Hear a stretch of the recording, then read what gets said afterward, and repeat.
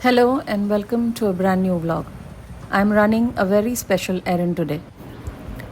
I'm out looking for a selection of fabrics for a very special project. In my Q&A a while back, I had mentioned that I'm trying to teach myself how to quilt. So here I am picking fabrics for a very special quilt. So I am at Cotton Satins World Textile Heaven with an array of fabrics in different kinds of prints and weaves, digitally printed and block printed, and a whole range of home decor items.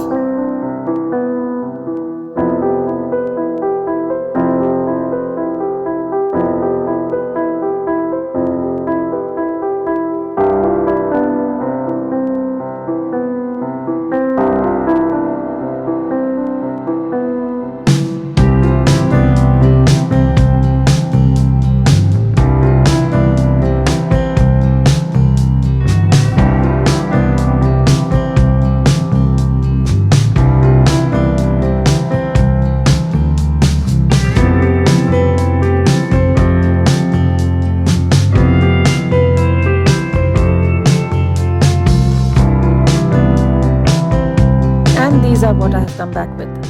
A striped maroon red fabric and a bold ikat print in indigo, white and red.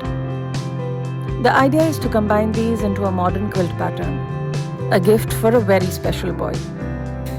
I have a few ideas about what he would like in terms of colorways and finish, but I have taken care to select masculine, non-frill colors. As for ikat and tribal type textiles, how can you ever go wrong with them? On day one, I just sit down to swatch the fabrics and make a few rough sketches.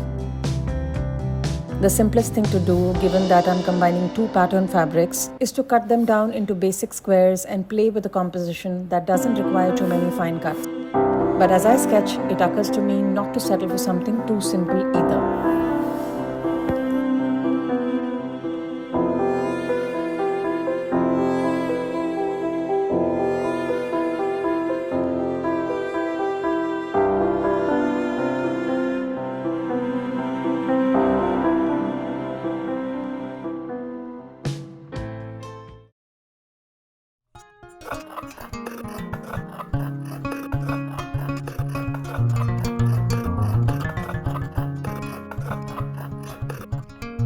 As for the pattern, after much thought, I decided to arrange the 6 by 6 inch squares into a Swiss cross family pattern. Because I don't have a quilting wall, I begin by laying down the blocks of fabric on the floor as per the quilt block pattern.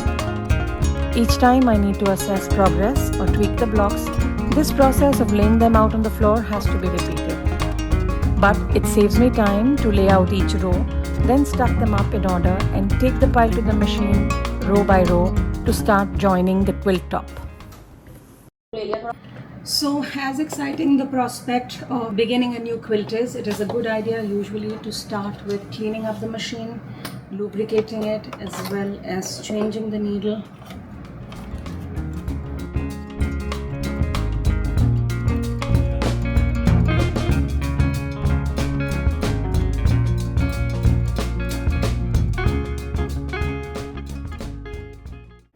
Previously, when I had laid down the pieces on the floor, I stacked them up in order. And so now we are off to a start with a row of blocks in a pile. I'm lining up the patches one after another and sewing them together. Once the row is done, I will press open the seams between blocks to ensure they lie as flat and neat as possible.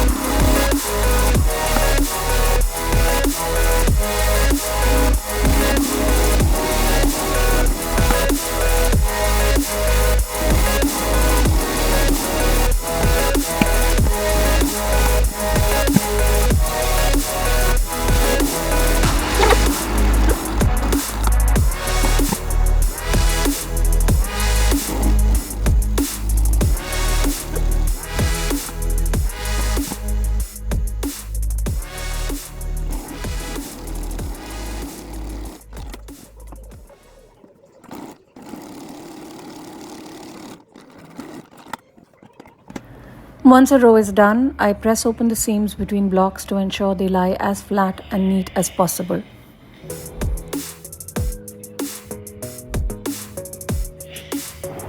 Although I am able to share the making of this quilt with you in this video, what I am not able to show is how this quilt was made. It was made almost on stolen time. Afternoons I was relatively free from studio work, and nights I could not sleep. It is not just about making this quilt, it is also about how mistakes were made and how lessons were learned. I think this was a mistake. I should have taken a piece with oriented like that, but it is what it is. I can't now rip it open just for that one pattern. By this time, the quilt has almost been 3 weeks in the making, mostly because I'm not getting uninterrupted time to work on it. Only today it looks like the day I will finish piecing the blocks. Each time I have to assess progress or tweak the blocks. I have to repeat this process of laying it out on the floor, or maybe hang it on the banister where I can see it from a distance. But it definitely saves me time to lay out each row and then pin them up together so that they can be taken to the machine later.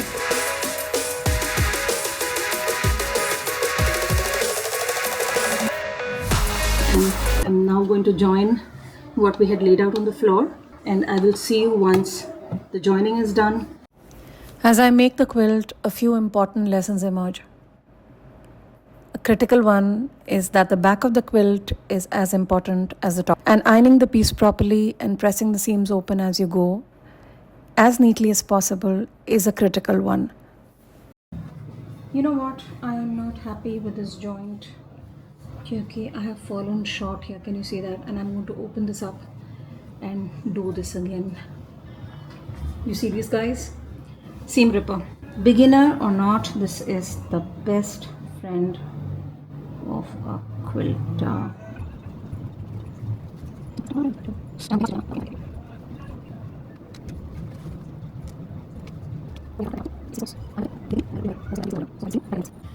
So I have ripped it open and I'm ironing it.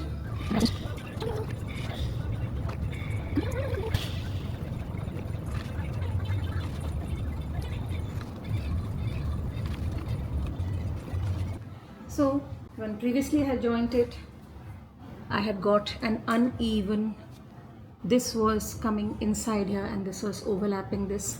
But now that I have ironed both the bits and then joined the entire patch like that on this seam, it is fitting almost perfectly. There is just a wee bit of a overlap, but I think that should be fine. I should be able to fix that with ironing and opening up this joint here. See, sometimes one step back actually means 2 steps forward.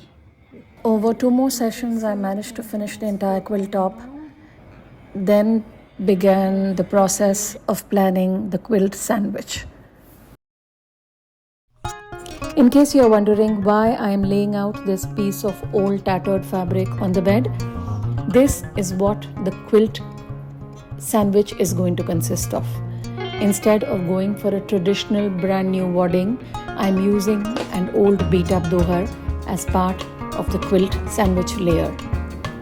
If you're wondering what happened to this poor doher that it was shredded so badly between 3 kids, multiple washes, and one poor cotton and flannel body, there's only so much abuse that this doher could take. This is a surprise for my child. He doesn't know, and he will only possibly know when he sees this video, if at all he sees my video, that mummy is using his favorite childhood memory to create a brand new quilt top. For me, nothing encapsulates quilting better than this. This is exactly what quilting is all about. About love, about memory, about effort, and about preservation. So the doher is laid out on the bed. I am going to place the quilt top on top and start pinning the sandwich.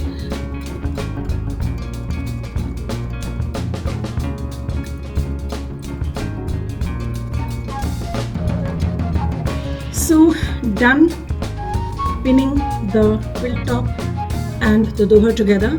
I'm going to now take it to the sewing machine and I'm going to just sew one So global stitch right from one corner to the other machine. So the quilting process will begin with me selecting the thread colors, and here I'm going with a blue and a red thread. My bobbin fill is going to be white, and it is also a good idea to take some time to clean out and re-oil the machine again before you start quilting.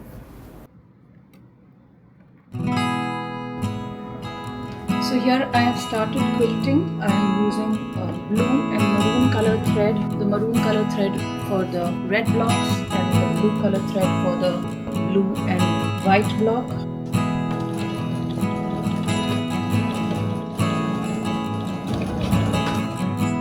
I'm simply using the width of the presser foot to serve as a guide to the size of the stitch.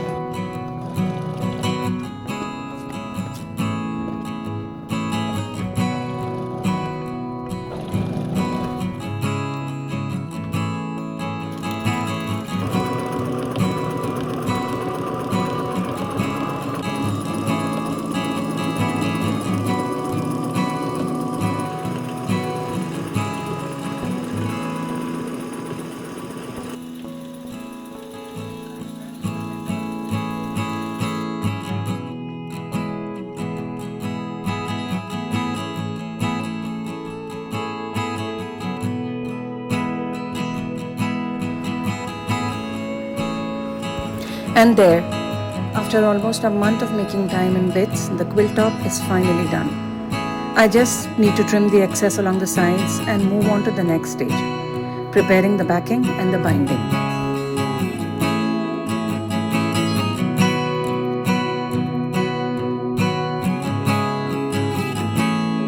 At the beginning of the video, we visited a favorite upholstery store here in Mumbai.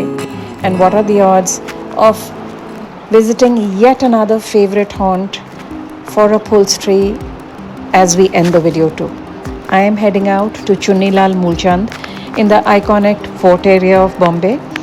It is my go-to for all kind of upholstery needs.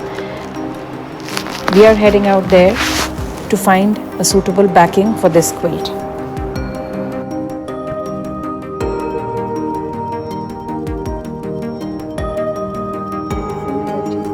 Since the ready fabric is not available, I just picked up a single bed cover in cotton for the backing for this piece. The red is a little different from the red I have used on the quilt, but it should not matter in the larger scheme of things.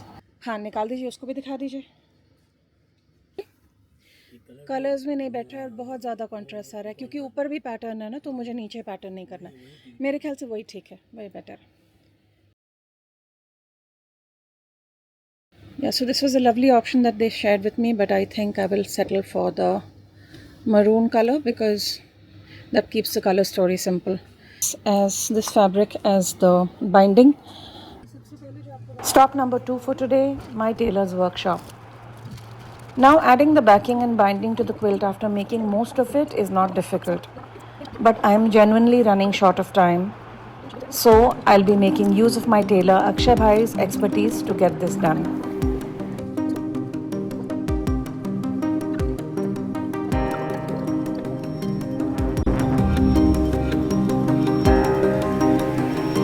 Back home, and after a few days, I'm finally getting down to something I've been avoiding for quite some time.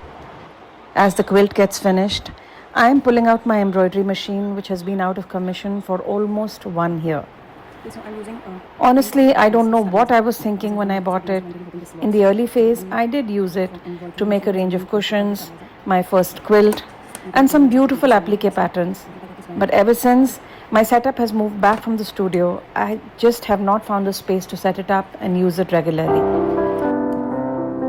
So today I am going to take care of that guilt, using this quilt that is being made to restart the machine. I'll begin with something very small, a label for the quilt currently in progress.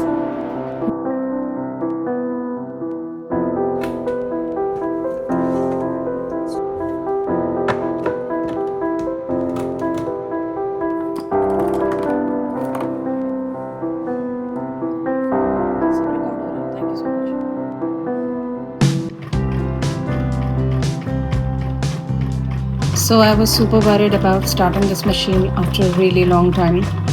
Just one of those things, because of a lack of space here at home, I barely take it out.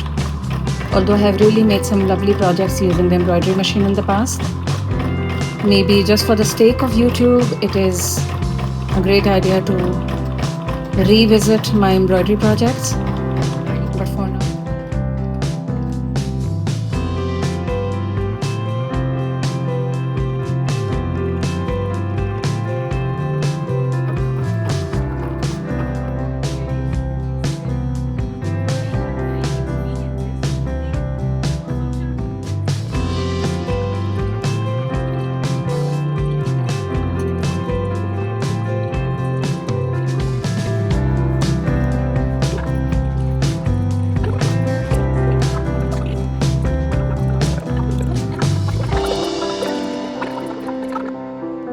what has also been happening quietly and out of sight are rows of hand quilting to give this project that extra bit of love. I'm just finishing a small section on camera for you to see.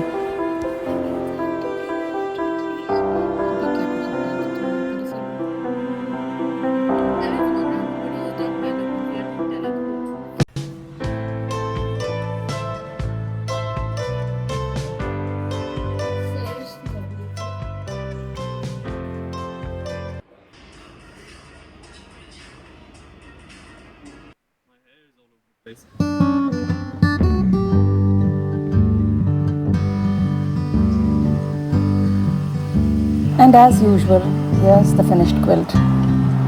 On a quiet afternoon spent taking it out to shoot the final reveal for you guys. If you watched the vlog this far, thank you so much for being here. Your love means everything to me.